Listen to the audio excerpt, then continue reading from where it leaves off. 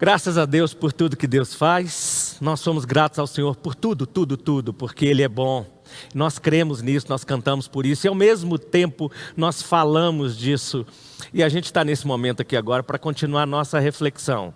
Esse é o momento de pregação da palavra de Deus. Nós fazemos isso nos nossos cultos todas as vezes. Esse é um momento de ouvir a voz de Deus. Nós começamos na semana passada uma série de pregações com o tema Surpreendidos pela Renovação. Esse tema, ele está baseado no episódio dos 2 discípulos de Jesus, que depois que Jesus morreu, foi sepultado, eles estavam voltando para Emaús. E enquanto eles voltavam para Emaús, eles voltavam tristes, esses 2 discípulos voltavam no caminho e eles tiveram uma experiência renovadora com Jesus. Desde a tristeza, da decepção que eles estavam sentindo, tudo aquilo que eles tinham experimentado nos últimos dias, vendo Jesus sendo entregue pelas autoridades, sendo crucificado, sendo injustamente acusado, executado, e aquilo ali tinha frustrado muito o coração e a esperança deles. E eu quero ler o texto bíblico, pelo menos, na verdade eu vou ler o texto bíblico todo, Lucas capítulo 24, a partir do versículo 13. Lucas capítulo 24, a partir do versículo 13, você acompanha comigo a leitura dessa palavra, desse texto.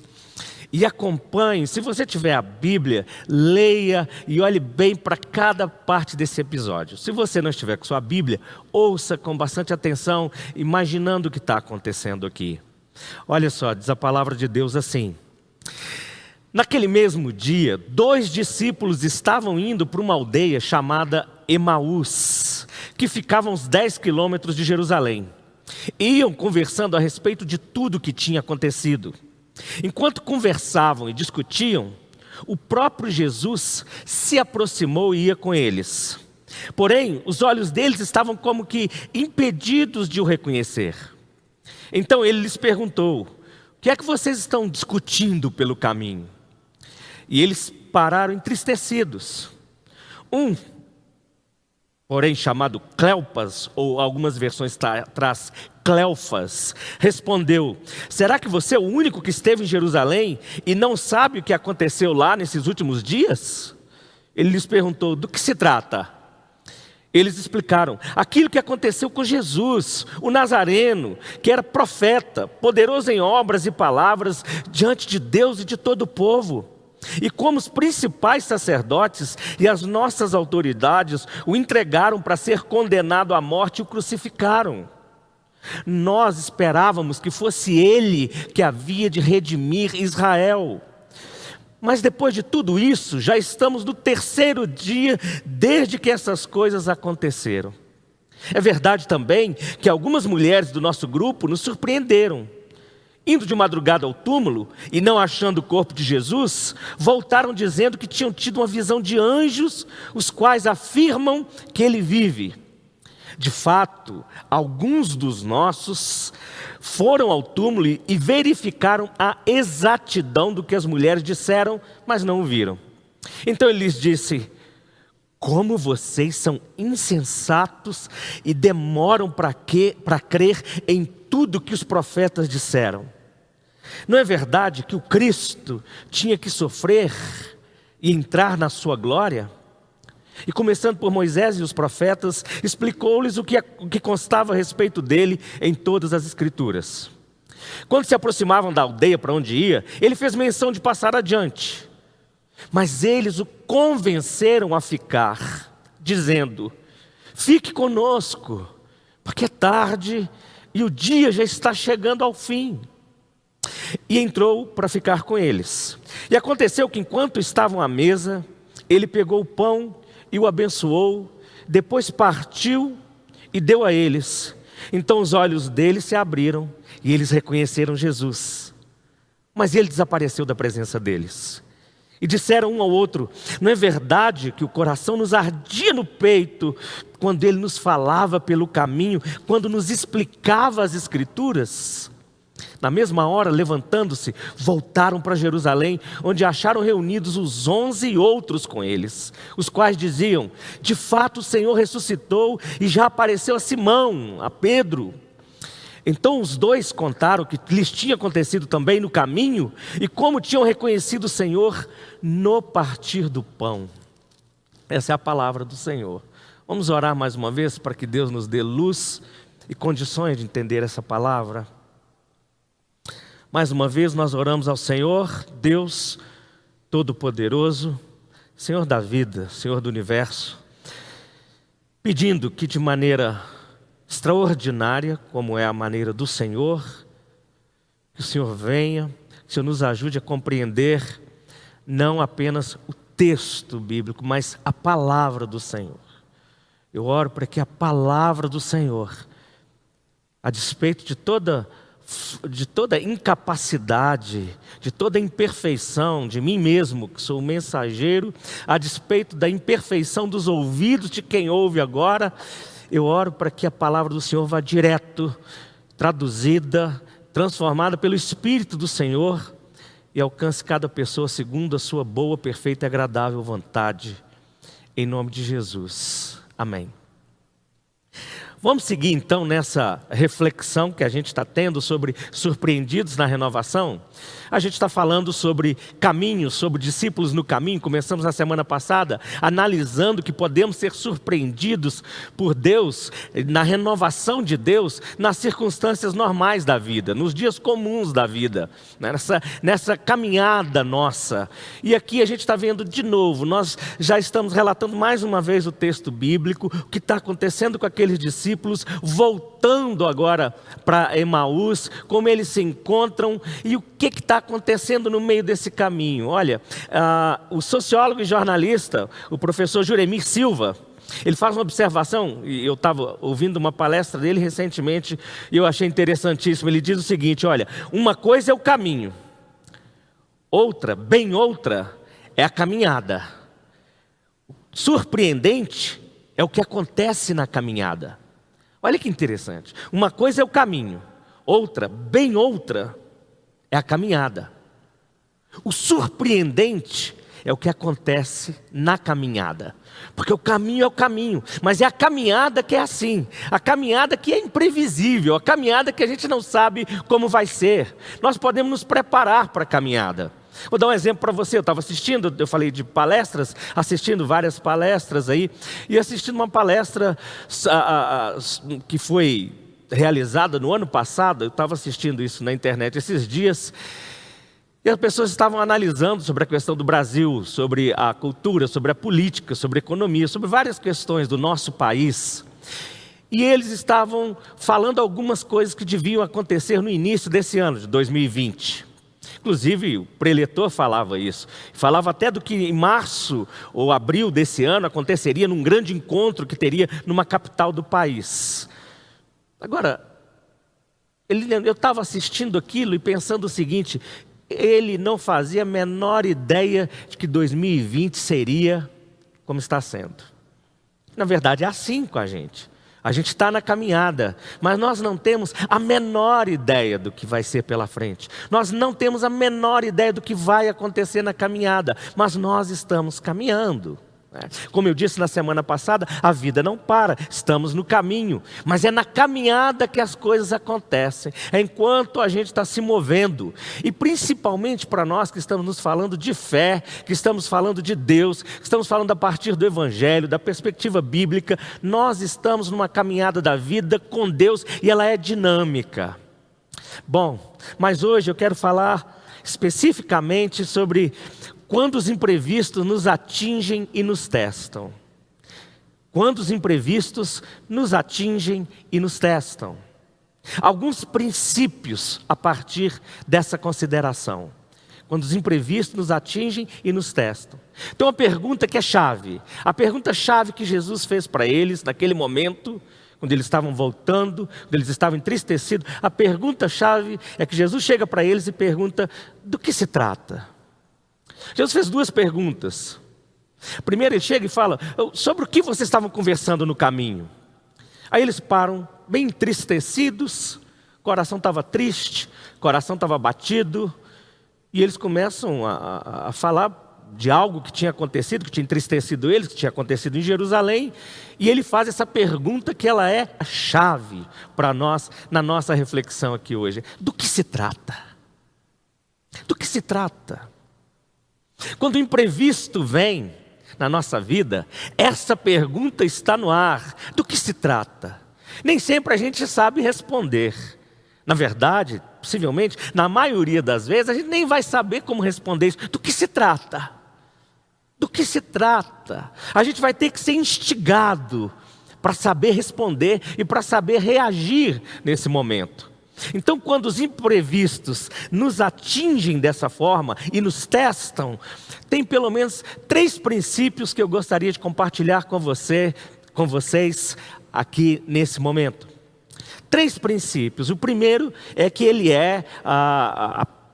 na verdade eu vou falar a partir de 3 expressões básicas. O primeiro princípio é inevitável, o segundo princípio é aconselhável e o terceiro princípio é imprescindível. O primeiro princípio é inevitável. O segundo princípio é aconselhável. O terceiro princípio é imprescindível. Então vamos lá. O que é inevitável? Quando os imprevistos nos atingem e nos testam, em primeiro lugar, é inevitável que enfrentemos a dúvida. É inevitável que enfrentemos a dúvida. O versículo 21, a primeira parte do versículo 21 do texto que a gente leu, diz assim, os discípulos falam com Jesus, nós esperávamos, nós tínhamos esperança de que fosse Ele que viria redimir Israel. Redimir é resgatar Israel, libertar Israel. Nós tínhamos essa esperança. E agora? Agora não sabemos mais. Logo depois a gente vai ainda explorar mais a declaração deles, que eles falam, já é o 3º dia e desde que isso aconteceu e nada. Porque agora eles estavam conversando um com o outro cheio de dúvida. E a dúvida, ela faz parte da humanidade.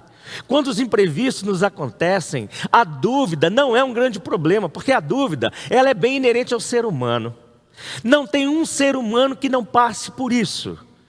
E uma das coisas que você pode olhar na palavra de Deus, se você olhar bem a Bíblia, do Antigo ao Novo Testamento, você vai ver os personagens bíblicos, todos fazem os seus questionamentos. Aliás, uma das coisas mais fantásticas da palavra de Deus, da Bíblia, e consequentemente da fé cristã, e eu acho isso extraordinário, é que Deus mostra que os grandes heróis dele, que ele usou em toda a história da igreja, da fé, do seu povo, era gente imperfeita, cheio de falha, cheio de questionamento, cheio de dúvida, cheio de ansiedade, cheio de problemas com a vida. E Deus entrava na vida deles e fazia coisa extraordinária a partir deles, porque essa é a grande questão da glória de Deus se manifestar. É quando Ele pega aquilo que não é e faz aquilo que não é vir a ser. Ele pega aquilo que não é digno e que não é nada, e através do nada Ele revela a grandeza, que ser humano nenhum pode ter ou compreender. Mas nós estamos falando de dúvida, porque quando o imprevisto bate na nossa vida, quando nos entristece, quando nos atinge, é inevitável enfrentar a dúvida. Mas preste atenção, a dúvida vir não é o problema, porque a dúvida não vem para destruir a nossa fé. E a gente precisa lidar bem com isso. Dúvida não destrói a nossa fé. A dúvida vem testar a nossa fé. Na verdade, se nós estamos firmes naquilo que cremos, no caminho com Deus, a dúvida vem para fortalecer a nossa fé. Mas é inevitável que a gente lide com ela. Voltemos de novo ao sentimento dos discípulos. Como é que eles estavam? Tristes, abatidos, eles estavam decepcionados, eles estavam frustrados, eles estavam ansiosos e eles estavam com medo. Diante de tudo aquilo que foi imprevisto, que tinha acontecido e estava acontecendo com eles. Muito parecido com o que nos acontece, com o que nos acomete nesses dias. Mas muito parecido com o que nos acomete a vida inteira, é ou não é? Com o que nos acontece na vida inteira. E que nos traz, todas as vezes que a gente é atingido por um imprevisto, e que gera dentro de nós assim, um desconhecido, nós estamos lidando com o desconhecido, nós vamos ter que lidar e tratar de coisas sérias, como essas que eu citei, da decepção, da tristeza, da ansiedade e do medo. São sentimentos que eles precisam ser tratados na perspectiva de Deus. Porque se eles não forem tratados na perspectiva de Deus, nós vamos nos adoecer. Adoeceremos a mente, a alma e o corpo. Não tenha dúvida disso. Por isso que tem gente ficando mais doente nesses dias. Nós estamos vivendo os dias de pandemia, né? Tempos de pandemia, meses de pandemia. E as pessoas vão adoecendo cada vez mais dentro das suas casas, de qualquer maneira, porque querem tratar as coisas com o que vem de fora e não com o que vem de Deus. E se a gente não tratar na perspectiva de Deus, nós vamos nos adoecer cada vez mais. O que aconteceu com eles e por que aqueles discípulos estavam assim? Eles estavam assim, obviamente, a gente olha para o texto, olha para a história, olha para o evento do Evangelho e vê claramente que eles estavam assim porque as expectativas deles tinham sido frustradas. Qualquer pessoa, quando tem as suas expectativas frustradas, vai lidar com a realidade da decepção. E diante da decepção, vai lidar com a realidade da tristeza. E diante da decepção e da tristeza, vai surgir o momento da dúvida. Isso é inevitável. Quando as nossas expectativas são frustradas, a dúvida vem. Dúvida sobre o que ouvimos, dúvida sobre o que vimos, dúvida sobre o que conhecemos, dúvida sobre em quem acreditamos, dúvida sobre em quem cremos. E aí o que acontece? Expectativas frustradas conduzem a gente a essa dúvida. E a dúvida aqui, ela é o grande teste da fé. A dúvida, via de regra, ela nos coloca diante de um dilema. Olha que interessante essa palavra dilema. A dúvida nos coloca diante de um dilema. A palavra dilema vem do grego dilema, que significa dupla proposição.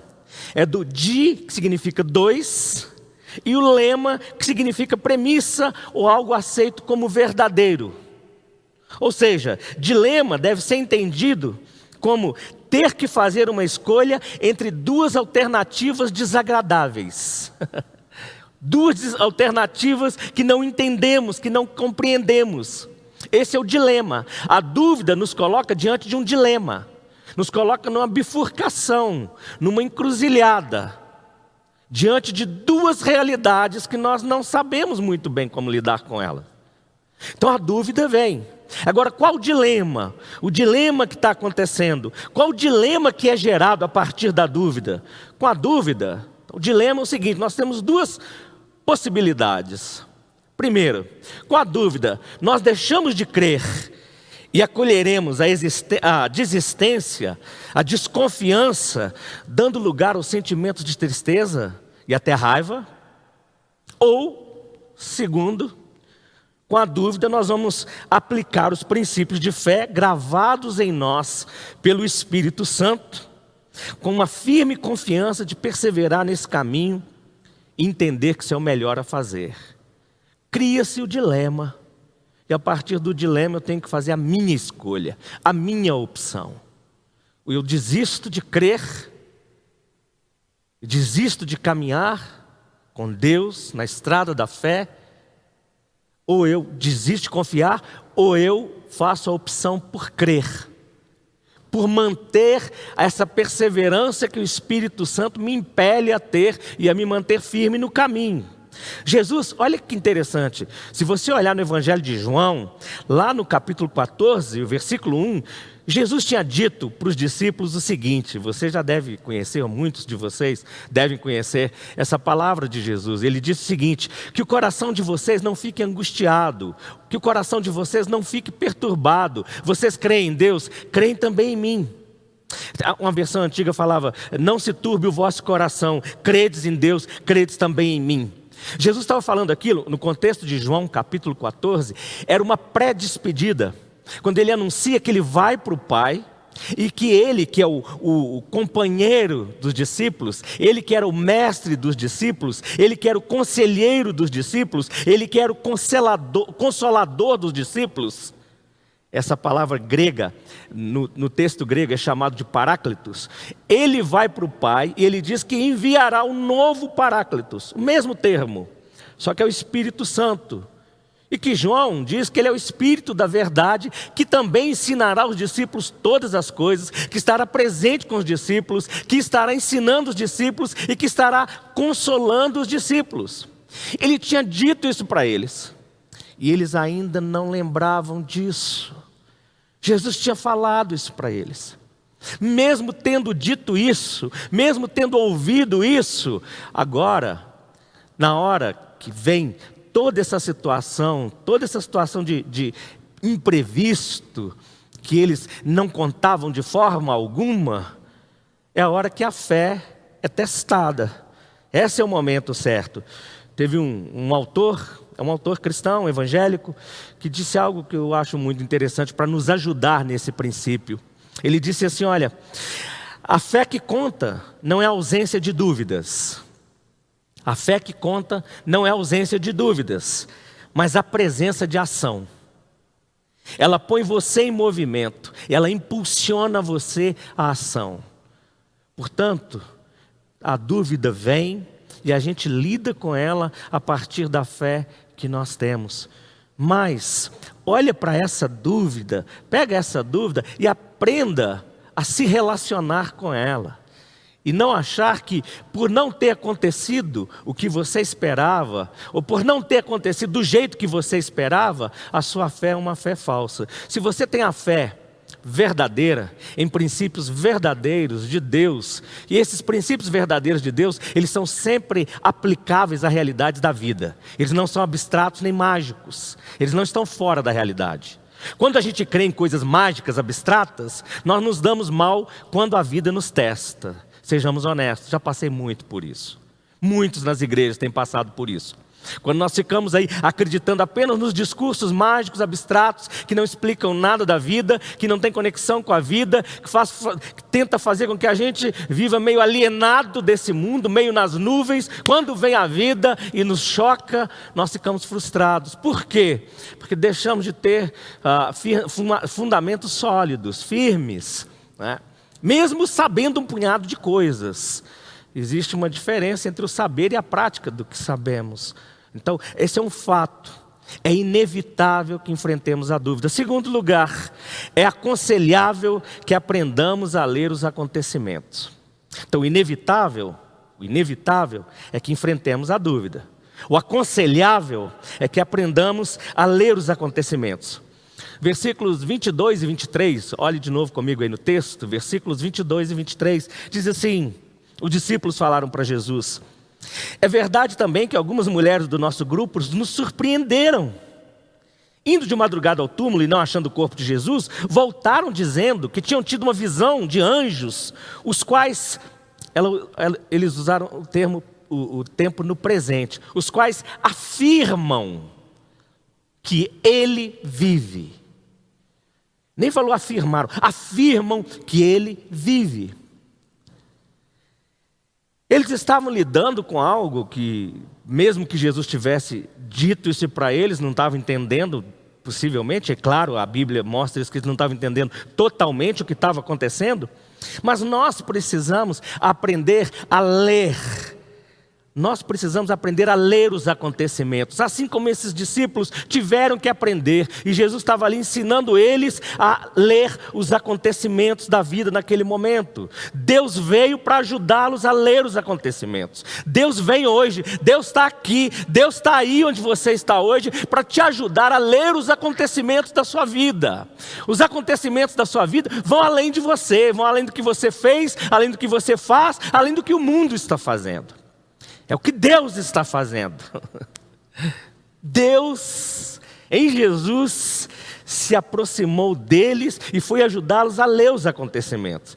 Jesus, pelo seu Espírito, chega no nosso caminho hoje e também nos ajuda a ler. Mas nós precisamos aprender a ler os acontecimentos. O professor Luciano Marques de Jesus, ele diz o seguinte: hoje palavras como admiração, contemplação e interpretação estão ausentes do nosso léxico ou do nosso vocabulário. Palavras como admiração, contemplação e interpretação. Fato. Elas não fazem mais parte do nosso vocabulário nessa sociedade tão imediatista, consumista, que corre o tempo todo, que quer tudo na hora. Nós não sabemos interpretar mais os fatos, nós não sabemos ler. E é importante que a gente saiba disso, é importante que você que tem uma convivência, um relacionamento com a fé cristã, com a fé evangélica ou com a sua fé católica, a fé cristã, a fé em Jesus, é muito importante que você tenha consciência disso. Nós interpretamos tudo, nós interpretamos a vida, nós somos intérpretes da vida.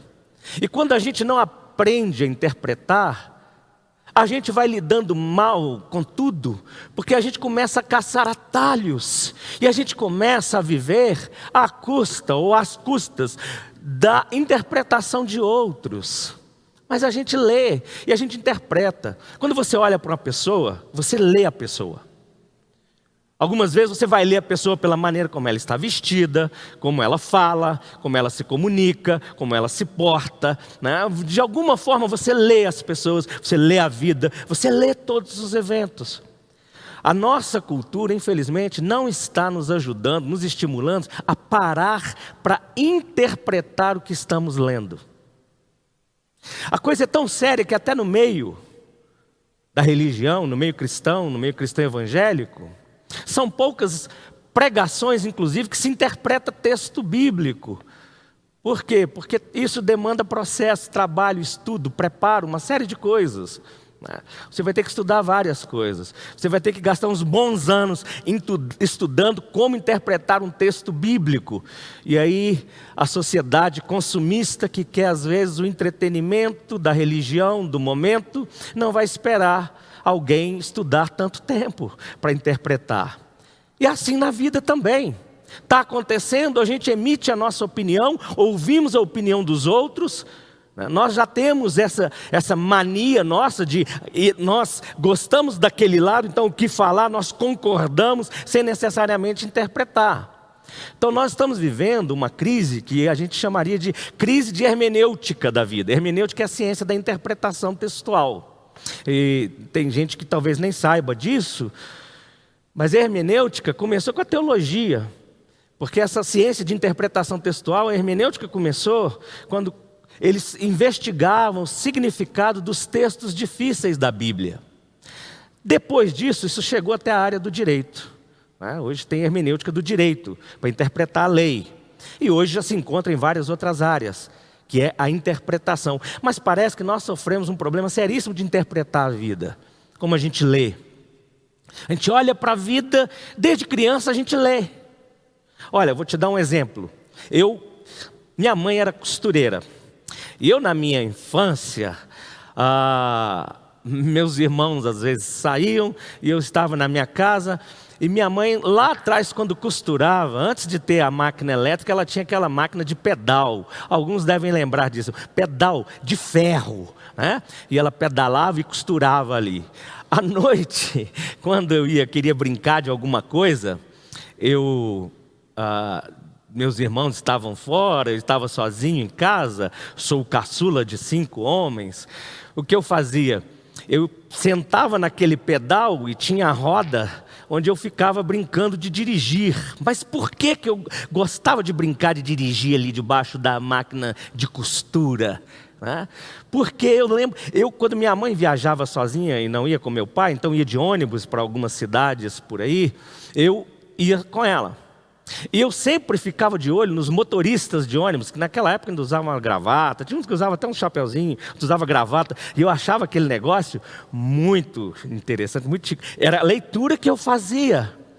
Então eu vou ser um dia um motorista desse. Então eu vinha para a máquina de costura e vou dirigir aqui, né? Da gravata, colocava uma gravata do meu pai e ia lá brincar. Era a minha interpretação da vida. Depois fui interpretando a vida de outros jeitos, fui lendo, interpretando, fui lendo profissões e assim, né? A gente vai lendo, depois vendo a vida, interpretando quando a gente entende. Mas quando o imprevisto vem, a gente às vezes não gasta tempo para fazer a interpretação certa. Algumas vezes a gente podia até sentar e brincar mesmo. Algumas vezes nós levamos muito a sério o que não é para levar a sério, outras vezes nós brincamos com o que não é para brincar. Não é? Mas nós precisamos aprender a fazer a leitura certa da vida. E aí tem duas questões para aqueles discípulos. Quando eles falam que ouviram o testemunho das mulheres, embora naquele contexto e naqueles dias a palavra das mulheres não tivesse tanto crédito, mas eles falam no texto bíblico que eram mulheres do grupo deles. Eram mulheres que tinham a mesma fé que eles tinham. Duas coisas, duas questões que estavam aqui em voga, que entrava direto no raciocínio deles, que eles deviam pensar. Primeiro é o seguinte: qual a possibilidade de uma ressurreição? Qual a possibilidade de uma ressurreição? Será que Jesus poderia ser ressuscitado? Segundo, porque eles tinham recebido esse comunicado. E eles tinham visto já Jesus ressuscitar pessoas. Eles ouviram o relato. Parece que eles não estavam acreditando muito. Mas qual a possibilidade? Uma questão para os dois discípulos. Uma segunda questão é: qual a possibilidade da ressurreição de Jesus e, portanto, daquelas mulheres estarem falando a verdade? São duas questões. Qual a possibilidade de ressurreição e qual a possibilidade de Jesus e daquela mensagem ser verdade? Mas que eles não estavam, ou estavam lidando com isso e ainda estavam perplexos de alguma forma. Tem uma das afirmações que são mais feitas nos nossos dias, por diversos profissionais de várias áreas, é que o medo paralisa. Isso está escrito, eu já andei falando isso em algumas pregações aqui, e isso está escrito em vários livros, em vários lugares, em vários sites, você vai ouvir isso em várias palestras. O medo paralisa. E eles, no primeiro momento, dá a sensação de que eles estavam com a própria fé, num certo sentido, paralisados pelo medo que vinha de fora. Medo de quê? Eles tinham medo da situação social, de continuar opressora como estava, e de continuar talvez um pouco mais ainda sobre aquele grupo. Eles tinham medo de perseguição, de serem perseguidos porque eles eram os discípulos de Jesus, e se fizeram aquilo com o mestre, o que não fariam com seus discípulos? E eles tinham medo da morte. Claro que tinham medo da morte. Então, de certa forma, é como se a fé fosse paralisada um pouco. E quando nós também estamos lidando com os imprevistos da vida, nós enfrentamos algumas coisas parecidas. Porque quando esses imprevistos, quando eles atingem a nossa fé, o nosso ânimo, nós enfrentamos as mesmas questões. E são questões que eu compartilho aqui. Qual a possibilidade de ressurreição? Ressurreição é trazer de volta à vida aquilo que morreu. Aquilo que foi, onde, ou em quem, ou sobre quem foi decretado a morte. Qual a possibilidade de ressurreição? Segundo, qual a possibilidade dos mensageiros de Deus, seja a pregação da palavra, seja a Bíblia, estarem lhe dizendo a verdade que Ele vive, Jesus vive, Deus está vivo, Deus não está morto. Qual a possibilidade disso ser verdade? Isso é para você saber ler os acontecimentos também. Qual a possibilidade de ressurreição? Qual a possibilidade dessa mensagem ser verdade? Se ela é verdade, o que pode acontecer a partir do momento que nós cremos nisso? Eu vou usar a expressão do Henry Nouwen, que foi um ex-sacerdote católico e depois acabou trabalhando numa casa de pessoas com problemas mentais, e era um conselheiro, era um diretor espiritual, um orientador cristão, morreu há um tempo atrás. O Henry Nouwen falava o seguinte: nós precisamos aprender a fazer a leitura espiritual de todas as coisas. O que é a leitura espiritual de todas as coisas? É olhar todas as coisas que nós vemos, o que nós ouvimos, o que nós lemos, tudo isso sobre a perspectiva de o que Deus está nos comunicando. O que é que Deus está nos comunicando? Preste atenção, uma coisa precisa ficar clara. E precisa ficar claro para todos, principalmente para você que pode dizer um amém, que pode ser cristão, graças a Deus. principalmente para você, quando lê o que Deus está fazendo, se é de Deus a interpretação, guarde isso, você vai ter paz no coração. Porque agora tem um punhado de especulações saindo por aí sobre o tempo que nós vivemos. E várias dessas especulações geram mais medo do que paz. Isso não vem de Deus, de forma alguma. De forma alguma. O que vem de Deus traz paz. Quem está com Deus está seguro. A despeito da circunstância, do que impera aqui do lado de fora. Porque aqui dentro tem um negócio muito mais profundo. Aqui dentro tem um Espírito que testifica de que é verdade o que Ele diz e de que tudo vai ficar bem. Porque Ele está no caminho conosco. Agora, se ficar olhando só para especulações... Gente, o que não pode ver tragédia. Isso na história da igreja vem assim há muito tempo. Há muito tempo. Agora, sobretudo depois, lá dos anos 50, 60 para cá, com um certo tipo de hermenêutica bíblica, alguns passam a ver tragédia e já anunciar em várias ocasiões, ou é a volta de Jesus, ou é o fim do mundo, ou é o castigo. E a gente fica especulando coisas que não é para especular, porque na Bíblia manda a gente viver o Evangelho. A Bíblia manda a gente comunicar o Evangelho. A Bíblia manda, a palavra de Deus manda a gente acreditar em Deus. Deus está trabalhando a nosso favor. Deus não perdeu o controle da vida. Mas se Jesus estiver voltando, graças a Deus se Ele estiver voltando. É assim que nós pensamos. Mas o que eu vou fazer? Tem tanta gente, o que nós vamos fazer em relação a tanta gente? O que Deus está te comunicando? O que Deus está comunicando com tudo o que está acontecendo? Uma vez eu estava caminhando dentro de um supermercado para comprar algumas coisas para levar para casa.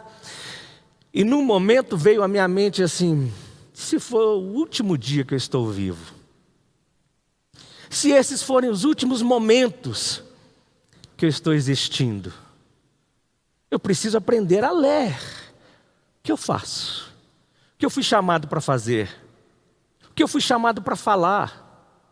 Como é que eu comunico paz? Como é que eu comunico o Evangelho? O Evangelho é notícia boa.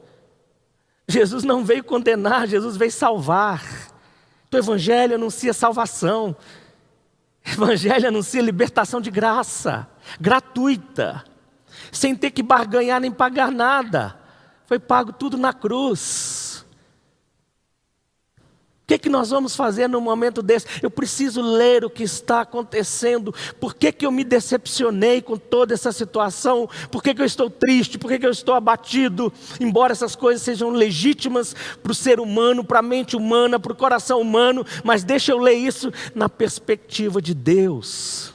E a partir da perspectiva de Deus, entender o seguinte: onde estavam os meus olhos e onde estão os meus olhos agora?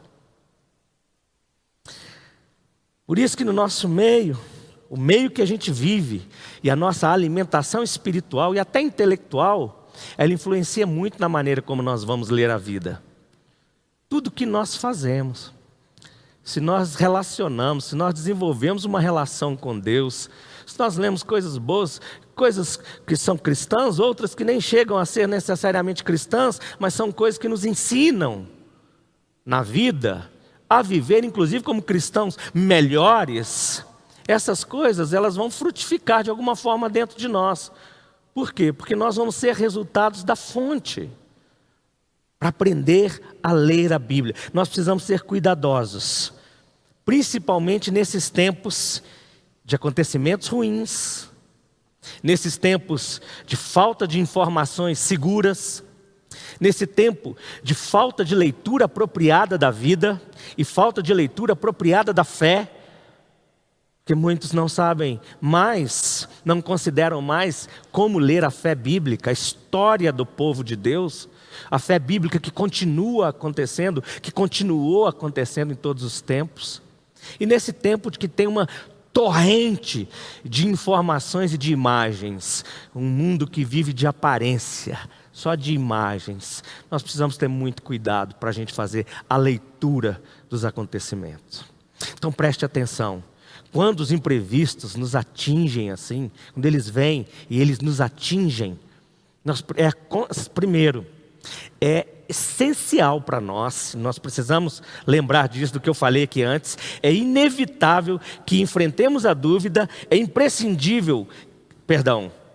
é inevitável que enfrentemos a dúvida, é aconselhável que aprendamos a ler os acontecimentos e é imprescindível, é essencial que tenhamos confiança na soberania de Deus. É imprescindível, é essencial que tenhamos confiança na soberania de Deus. O versículo 21, a parte B, diz assim: mas de tudo isso, já estamos no terceiro dia desde que essas coisas aconteceram. E aqui vale uma observação, eu acho importante de fazê-la, que é sobre essa expressão, o terceiro dia. Essa expressão, o terceiro dia, é algo revelador nas Escrituras. Deus sempre revelou grandes coisas, grandes feitos dele, manifestações, intervenções, a partir dessa expressão. Tem um pastor Justin Dillahry, da Igreja Batista da Graça, lá no Tennessee, nos Estados Unidos, e ele escreveu um artigo para o site lá da Colisão pelo Evangelho, do Reformado aí. Ele escreveu um artigo que chama Como o Antigo Testamento nos prepara para o terceiro dia. E ele mostra como algumas expressões no Antigo Testamento já estavam, de alguma forma, apontando para essa dinâmica do terceiro dia. Ele cita, por exemplo, o evento de Abraão com Isaac, lá em Gênesis 22, versículo 4, diz assim: no terceiro dia, Abraão ergueu os olhos e viu o lugar de longe. Que lugar? Isaac. Aquele episódio de Abraão com Isaac era aquele episódio que representa, né, a própria crucificação de Jesus. É quando o filho é levado, o filho é sacrificado, e na hora dele sacrificar, Deus impede, você vai lembrar disso, dele sacrificar Isaac, e aparece lá um cordeiro, e ele diz: Deus proverá, porque é o cordeiro de Deus que seria sacrificado, aponta para a morte, para a crucificação e para a ressurreição, quando diz que é no terceiro dia. Depois em Êxodo, capítulo 19, versículos 10 e 11, a descida de Deus sobre o monte Sinai, quando Deus desce lá, a Bíblia diz assim: vai ao povo e purifica-o hoje e amanhã. Lavem eles as suas vestes e estejam prontos para o terceiro dia. Estejam prontos para o terceiro dia, porque no terceiro dia o Senhor, à vista de todo o povo, descerá sobre o monte Sinai. No terceiro dia. Depois em Oséias, falando sobre o reagrupamento do povo de Deus após o cativeiro babilônico, depois que o povo passa aqueles 70 anos no cativeiro babilônico, falando sobre o reagrupamento do povo de Deus, Oséias capítulo 6, versículos 1 e 2, diz o seguinte: vinde, tornemos para o Senhor, porque Ele nos despedaçou e Ele nos sarará, fez a ferida e Ele a curará, ou ligará.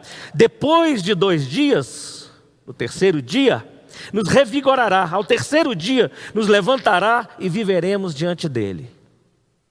Ainda, o livramento de Jonas, Jonas capítulo 1, versículo 17, a Bíblia diz assim: Jonas estava no ventre do peixe 3 dias e 3 noites. Foi no terceiro dia que ele foi lançado à vida, um tipo de ressurreição. Então essa expressão, terceiro dia, ela precisa criar dentro de nós uma certa expectativa. Eles viram para Jesus: já é o terceiro dia. E Jesus tinha falado isso até sobre a reconstrução do templo. Em 3 dias eu restabelecerei, eu destruirei 3 dias. Ele estava falando sobre a ressurreição dele.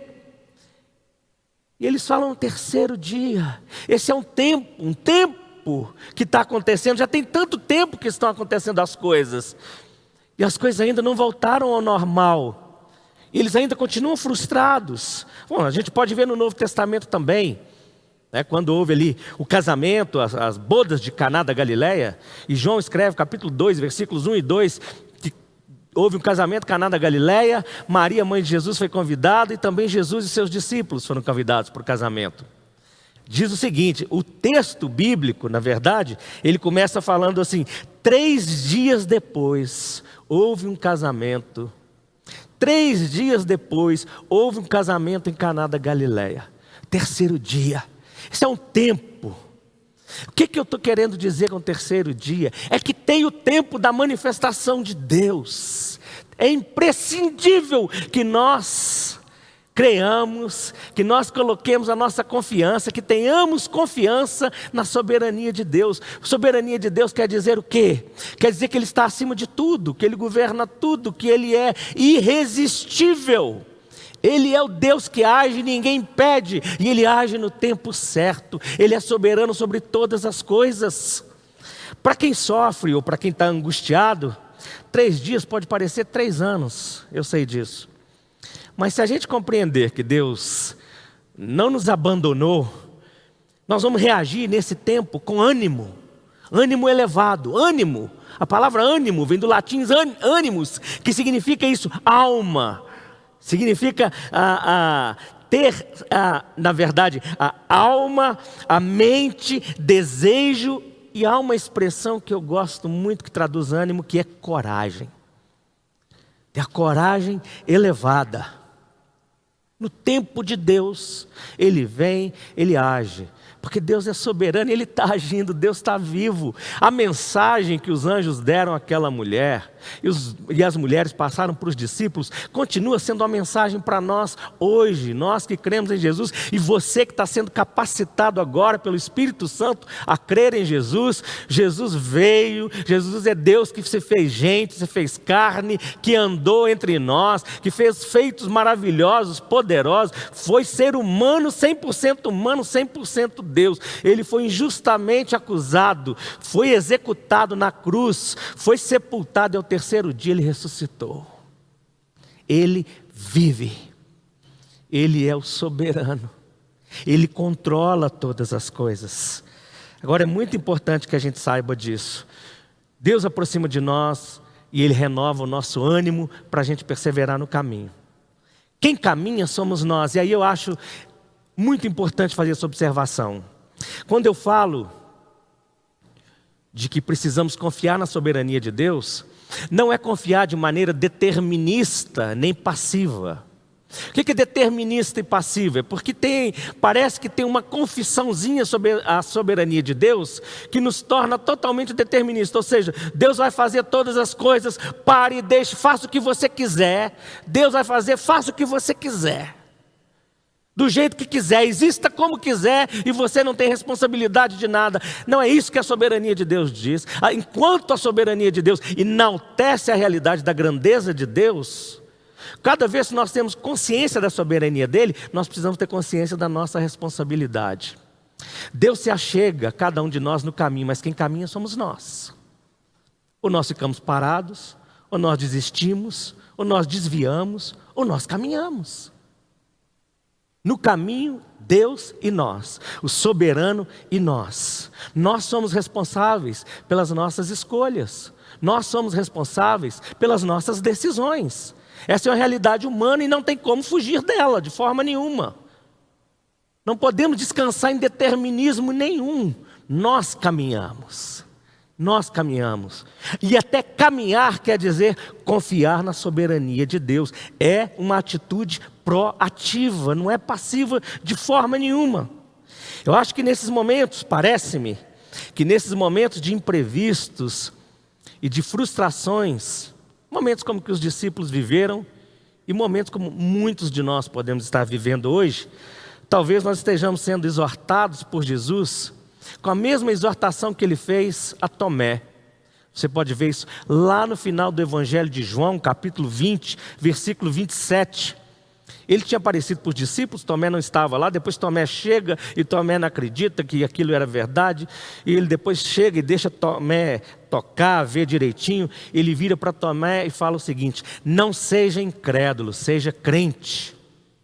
Ou tem uma outra versão que diz assim: pare de duvidar e creia. Pare de duvidar e creia. Portanto, é essencial, é imprescindível que nesses momentos de tantos imprevistos que nos entristecem, que tocam a nossa vida e que nos atingem, é essencial, é imprescindível que a gente coloque nossa confiança na soberania de Deus. Eu quero concluir aqui falando o seguinte: olha, Tem duas músicas brasileiras que trazem a seguinte declaração. Uma do Lupicínio Rodrigues que diz assim: felicidade foi-se embora e a saudade no meu peito ainda mora. É por isso que eu gosto lá de fora, porque sei que a falsidade não vigora. Depois tem uma outra, que é do Tom Jobim e do Vinícius de Moraes, que diz assim: tristeza não tem fim, felicidade sim. Essas duas músicas, eles estão falando da felicidade que vai, que foi, que vai embora. E de quem teve algum relance de felicidade e agora fica com saudade dela. Parece que os discípulos estavam um pouco assim, não parece? Agora eu queria fazer essa pergunta para você. Será que essa é a sua filosofia de vida também? Felicidade foi embora? Veio tanta coisa ruim? Será que tristeza não tem fim, felicidade sim? Será que você pensa nisso? Queria te dizer, na perspectiva da caminhada dos discípulos de Jesus, felicidade não é assim. Felicidade é um prêmio. É um prêmio, é algo que Deus nos dá. É algo que Deus nos dará plenamente. Nós vamos falar mais disso aí para frente. Para nós estarmos abertos à surpresa da renovação de Deus, mesmo quando nós enfrentamos esses imprevistos assim, que nos deixam tristes, que nos visitam, nós precisamos levar a sério esses três princípios. É inevitável que enfrentemos a dúvida. Inevitável. É aconselhável que aprendamos a ler os acontecimentos. É aconselhável. É inevitável, é aconselhável e é imprescindível que tenhamos confiança na soberania de Deus. Essa é a nossa reflexão nessa manhã, nesse dia, nesse tempo em que esses momentos quando os imprevistos nos atingem e nos testam. Nós estamos sendo chamados assim. 3 princípios. A pensar naquilo que é inevitável. A pensar naquilo que é aconselhável. E a pensar naquilo que é imprescindível. Como é que essa palavra chega até você? Eu não quero só que você pense agora em termos de pandemia, conquanto isso também possa estar lhe atingindo, mas não só em termos de pandemia, de vida. Será que você que me ouve, que me assiste, será que você está lidando com algum imprevisto? Será que algum imprevisto te surpreendeu nos últimos anos, nos últimos meses, nos últimos dias? Esse é o momento para pensar, esse é o momento para contemplar, esse é o momento para interpretar e um momento para reagir. Quando esses imprevistos nos atingem e nos testam, lide bem com a dúvida. Faça a leitura da vida. Ponha sua confiança no poder e na soberania absoluta de Deus. Vamos orar? Eu quero orar por mim, mais uma vez, e por você, que está aí na sua casa, pela sua família, ou você que está em qualquer lugar, num hospital, no seu trabalho, na rua, em qualquer lugar. Eu quero fazer essa oração. E para quem não está acostumado com a gente, deixa eu dizer 2 coisas. Primeiro, eu vou fazer a oração e logo depois ainda tem mais 2 coisas para acontecer aqui. Você não pode sair daí. Não saia daí. E além da palavra que foi pregada, nós ainda temos mais alguma coisa acontecendo aqui. Eu quero que você participe conosco. Mas, deixa eu dizer uma coisa para você. Aqui não é o homem santo orando por você. Aqui é uma pessoa onde a graça de Deus chegou, me alcançou e me ensinou a orar por mim. E a palavra de Deus me ensina a orar por você também. Quem faz as coisas é Deus. Não sou eu e nem é a minha oração. Quem faz é Deus. Então, coloque-se diante de Deus. Porque Ele está aí, Ele está aqui e Ele está nos ouvindo. Vamos orar.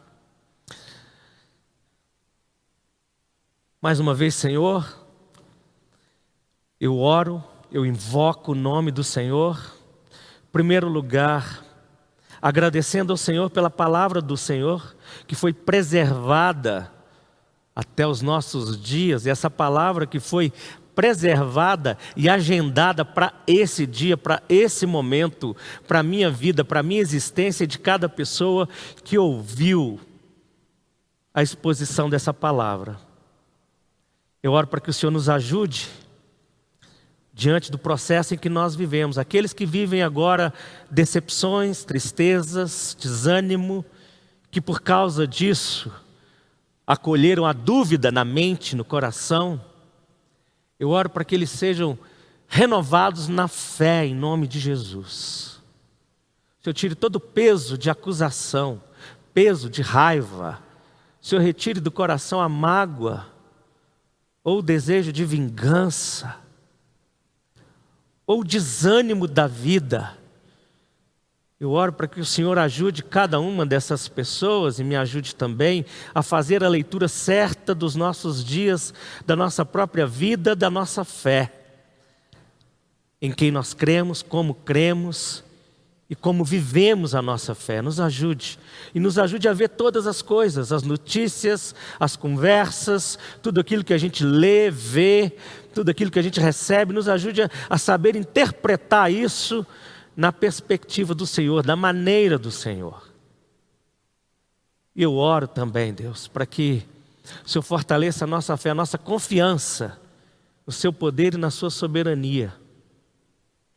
Mais do que só um clichê, mais do que só uma memorização religiosa, eu oro para que isso entre dentro de nós, uma confiança plena de que o Senhor reina, de que o Senhor é Deus, de que o Senhor é o nosso Senhor, o Senhor é o nosso Pai, o Senhor cuida de nós, o Senhor caminha conosco. E os imprevistos são imprevistos para nós, mas nunca foram imprevistos para o Senhor. Nos ajude a confiar no Senhor, que detém todas as coisas nas suas mãos.